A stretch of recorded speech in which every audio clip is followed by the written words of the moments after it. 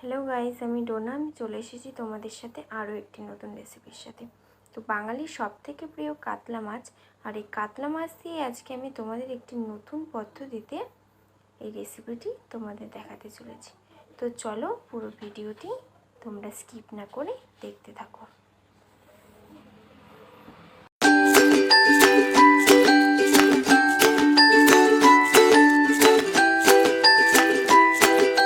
তো welcome to my channel the test of Bengal. তো দেখো, এখানে আমরা প্রথমেই ফোড়নে দেওয়ার জন্য নিয়ে নিয়েছি কালো জিরে, একটা শুকনো লঙ্কা আর একটা গোটা তেজপাতা।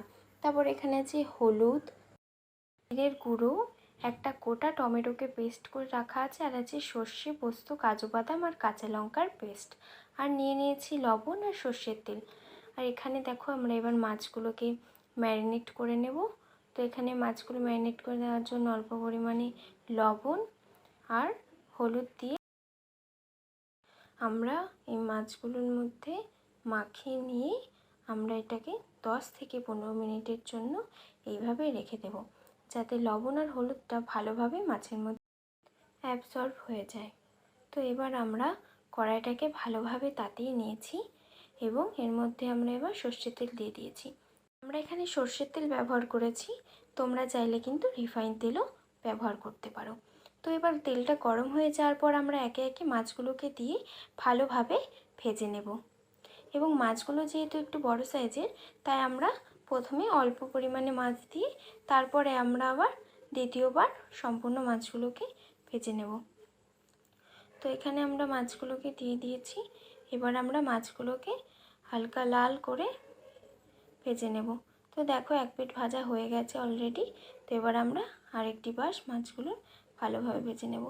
তো অতিরিক্ত লালও করবে না, তাহলে মাছগুলো কিন্তু একদমই স্বাদ হবে না। তো এবার আমরা পরের মাছগুলোকেও দিয়ে দিলাম ভালোভাবে ভেজে নেওয়ার জন্য। তো মাছ ভাজা কমপ্লিট। এবার আমরা সব মাছগুলোকে তুলে নিচ্ছি। তারপরে আমরা কিন্তু এই তেলের মধ্যেই আমাদের যে ফোড়নে দেওয়ার জন্য যে গোটা মশলাগুলো রেখেছিলাম সেগুলো আমরা দিয়ে দিয়েছি। তো ভালোভাবে এটা গরম হয়ে গেলে আমরা এর মধ্যে এবার টমেটো যে পেস্ট করা ছিল তার মধ্যে 2 চামচ জিরের গুঁড়ো মিশিয়ে আমরা ভালোভাবে মিশ্রণটিকে তৈরি করে নিয়ে ওই তেলটির মধ্যে এবার আমরা এই মিশ্রণটিকে দিয়ে দেব। তো এই মিশ্রণটি দেওয়ার পর আমরা এটিকে ভালোভাবে মিশিয়ে নেব এবং আমরা এটিকে ততক্ষণ না পর্যন্ত কষাবো যতক্ষণ এটা থেকে তেল ছাড়ছে।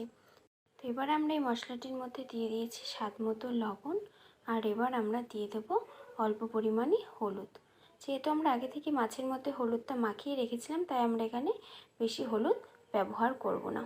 তারপর আমরা এখানে ভালোভাবে এই মশলাটিকে কষিয়ে নেব।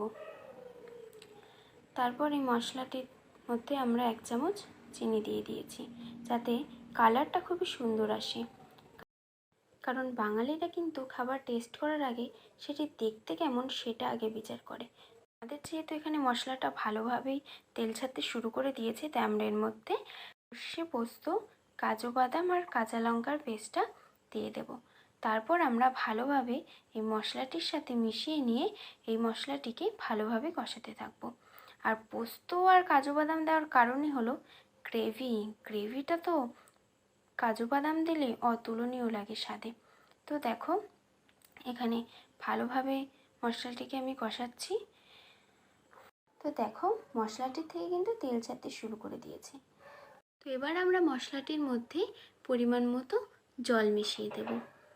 তো এখানে আমরা মাছের পরিমাণ অনুযায়ী জল ব্যবহার করেছি, তোমরাও কিন্তু তোমাদের মাছের পরিমাণ অনুযায়ী জলটি ব্যবহার করবে। তারপর আমরা এখানে জলটি দেওয়ার পর ভালোভাবে মশলাটিকে মিশিয়ে নেব। আমরা কিন্তু এই রেসিপিটির মধ্যে কোনো রকম পেঁয়াজ ও রসুন ব্যবহার করিনি। তো অনেক ঠাকুরদারাই রয়েছেন যারা হয়তো পেঁয়াজ রসুন খান না। তো আপনারাও কিন্তু এই রেসিপিটি অবশ্যই ট্রাই করতে পারেন। আর সব সময় তো আমরা মাছের কালিয়া বা ঝালে পেঁয়াজ রসুন ব্যবহার করি, তো একবার না হয় এইভাবেও ট্রাই করে দেখবেন। আর ট্রাই করে কিন্তু ভালো লাগলে অবশ্যই আমাকে জানাবেন। তো এখানে আমাদের মশলাটি ভালোভাবে ফুটে যাওয়ার পর আমরা এখানে মাছগুলোকে দিয়ে দিচ্ছি। তো এখানে একের পর এক মাছগুলোকে আমরা দিয়ে দেব। যাতে মাছের মধ্যে মশলাটি ভালোভাবে অ্যাবসর্ব হয়ে যায়, তার জন্য কিন্তু আমরা মাছগুলোকে এই মশলাটির মধ্যে 10 থেকে 15 মিনিটের জন্য ফুটিয়ে নেব। রেসিপিটি ভালো লেগে থাকলে কিন্তু অবশ্যই লাইক, শেয়ার আর সাবস্ক্রাইব করবেন। আর আমার চ্যানেলে যদি আপনি নতুন হয়ে থাকেন তো অবশ্যই সাবস্ক্রাইব করতে ভুলবেন না। আর নতুন নতুন রেসিপি দেখতে গেলে কিন্তু বেশি বেশি সাবস্ক্রাইব করতে হবে। তো আমার কাতলা মাছের ঝাল রেডি। তো দেখতে যতটা সুন্দর হয়েছে, স্বাদেও কিন্তু দুর্দান্ত হয়েছিল। গরম গরম ভাতের সাথে যদি এরকম একটা কাতলা মাছের ঝাল পাই তাহলে আর কি চাই। তো দেখা হচ্ছে নেক্সট রেসিপির সাথে।